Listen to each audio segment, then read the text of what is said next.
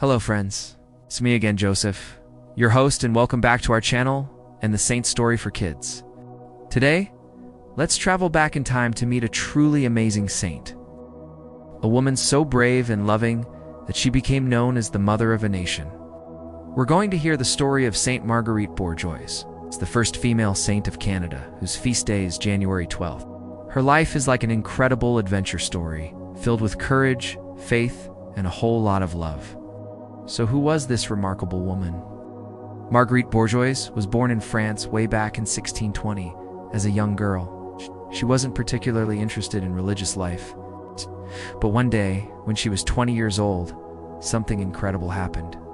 During a religious procession, she looked at a statue of the Virgin Mary and felt a powerful call in her heart.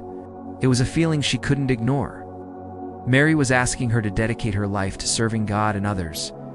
Marguerite tried to join several different convents, but for one reason or another, the doors kept closing.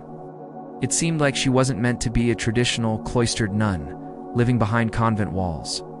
But Marguerite knew God had a plan for her. She just had to trust and wait. Her moment came when the governor of a brand new French colony in Canada visited her town. This colony, called Ville-Marie, would one day become the great city of Montreal. The governor was looking for a brave teacher to travel to this wild, dangerous frontier and start a school for the children of the settlers and the local Indigenous peoples. Marguerite didn't hesitate. She knew this was her mission. This was the window God was opening for her. In 1653, Marguerite Bourgeoys set sail for New France. The journey across the Atlantic Ocean was long and difficult, but her spirit was strong. When she arrived, Ville-Marie was little more than a small fort surrounded by vast, untamed wilderness. There was constant danger, harsh weather, and not much food. But Marguerite saw only opportunity. She saw people who needed help, children who needed to learn, and a community that needed to be built on faith and love. She didn't have a school building, so do you know what she used? A stone stable.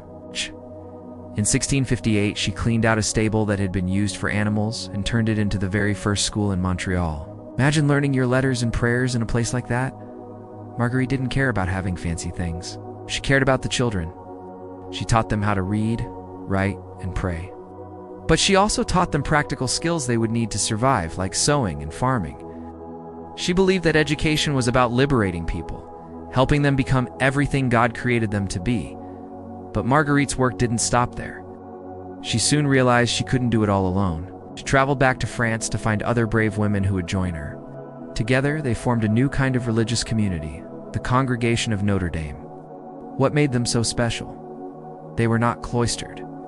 Instead of staying inside a convent, they lived and worked right alongside the people they served. They were an outgoing church, traveling to remote villages to teach and care for families. Marguerite's spirituality was inspired by the story of the Visitation, when Mary went with haste to help her cousin Elizabeth. Marguerite believed that faith wasn't something to be kept to yourself. It was something you had to carry out into the world. You had to visit others, bringing them God's love through your actions. She also played a very special role in helping the filles du roi, or the king's daughters. These were young women, many of them orphans, who were sent from France to New France to marry settlers and help build families in the colony. Can you imagine how scary that must have been? To travel across the ocean to a new land all alone? Marguerite welcomed them with open arms. She gave them a home, taught them the skills they would need for their new lives, and helped them find good husbands. She was like a mother to them all, which is why she earned the beautiful title, Mother of the Colony. Throughout her life, Marguerite faced incredible challenges. There were fires that destroyed her buildings, periods of famine when there was barely enough food to eat, and the constant threat of conflict. But her faith never wavered. She had a famous saying, "The more I do His will, the more He shows me His love." She trusted completely in God's providence, knowing that even when things seemed impossible, God would provide. Her life showed everyone that God doesn't abandon those who follow Him. Even her final act on earth was one of selfless love. When she was nearly 80 years old, a young sister in her congregation became gravely ill and was close to death. Marguerite knelt and prayed, offering her own life to God in exchange for the young sister's.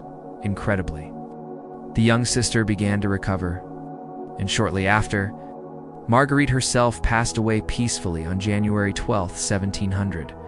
Her love was so great that she was willing to make the ultimate sacrifice for someone else. So what can we learn from this incredible saint? Saint Marguerite Bourgeoys teaches us 4 powerful lessons. First, to be like Mary in the Visitation, our faith should be active. We are called to go out and serve others, to bring God's love to everyone we meet, especially those in need. Second, holiness is for everyone, everywhere. You don't have to be a priest or a nun in a monastery to be holy. We can find God and serve Him right where we are, in our families, our schools, and our communities. Third, education is a gift that frees us. Learning about our world and our faith helps us become the best version of ourselves. And this learning should always be paired with acts of kindness and service. And fourth, trust in God's plan. Even when a door closes, God might be opening a window to an even greater adventure. Marguerite's life is a perfect example of trusting in divine providence. For her incredible life of faith, courage, and service, Marguerite Bourgeoys was officially named a saint in 1982. She is the first female saint of Canada and the patron saint of poverty, loss of parents, and people rejected by religious orders. On the 30th of May 1975, Canada Post issued the stamp, Marguerite Bourgeoys, 1622-1700, designed by Jacques Roy and based on a painting by Elmina Lachance. The 8 stamps are perforated 12.5x12 and were printed by Ashton Potter Limited. She stands as a powerful role model, showing us that one person filled with God's love can truly change the world. Her story reminds us that the surest way to find our own mission in life is to make ourselves available to serve others. Thank you for joining me to learn about the amazing Saint Marguerite Bourgeoys.